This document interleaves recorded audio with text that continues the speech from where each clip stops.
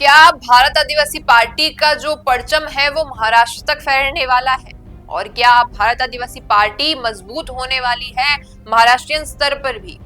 दरअसल राजस्थान में तो भारत आदिवासी पार्टी का एक दबदबा बन चुका है तीसरे मोर्चे के रूप में। मध्य प्रदेश में भी एक विधायक हैं, लेकिन जिस तरीके से उनका कहना है कि भील प्रदेश में तो भाई गुजरात, मध्य प्रदेश, महाराष्ट्र और राजस्थान सभी आते हैं, तो अब उनका जो एक हम कहें पहलू महाराष्ट्र की ओर भी बढ़ गया है। और कैसे? नमस्कार, मैं हूं अंकिता और आप देख रहे हैं द फैक्ट इंडिया।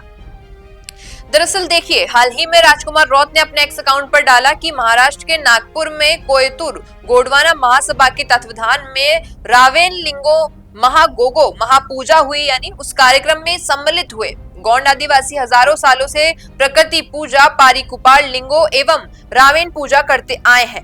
गौंड पुरखों का कहना है कि रावेन एक आदिवासी राजा था जिन्हें आज भी संपूर्ण गोंडवाना क्षेत्र में कुल देवता के रूप में पूजा जाता है।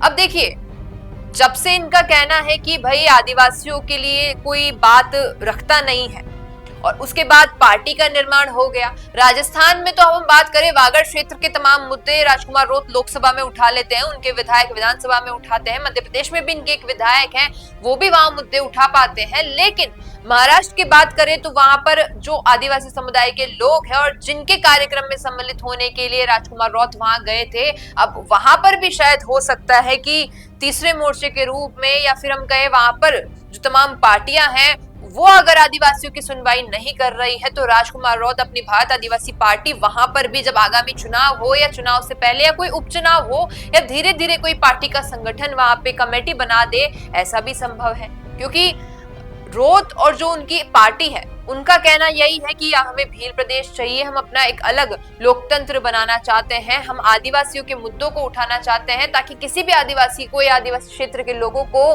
पिछड़ा महसूस नहीं हो। क्योंकि जनता ये देख रही है आदिवासी समुदाय की कि जो सरकार है वो उन मुद्दों को उठा रही है जो वहां के लोगों को या किसी वर्ग के लोगों के लिए जरूरी है।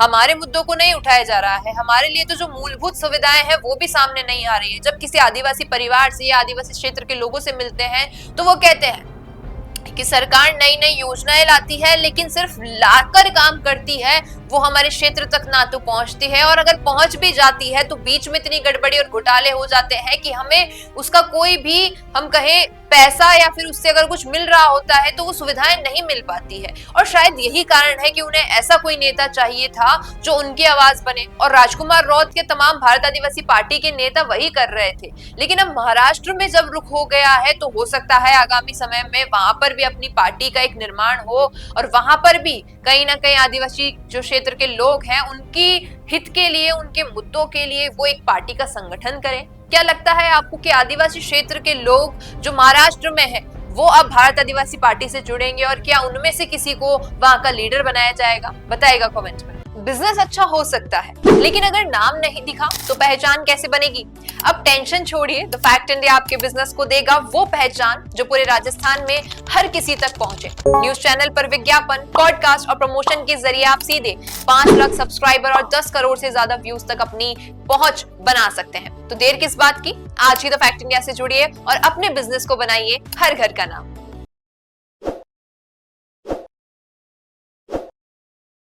ताज़ा खबरों के लिए विजिट करें द फैक्ट इंडिया की वेबसाइट और डाउनलोड करें द फैक्ट इंडिया ऐप।